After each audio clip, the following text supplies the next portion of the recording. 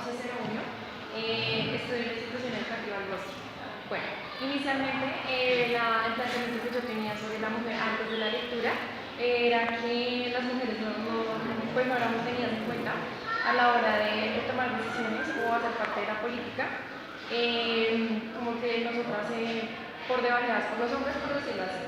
Después de la lectura entendí que las mujeres somos muy importantes porque nosotras complementamos el hombre en el sentido de, digamos, por ejemplo, a la hora de la política, en uno de los casos era que corroboran para que el personaje sea encarcelado y que ponga la cara. Entonces es uno de los ejemplos más concretos que doy y realmente la mujer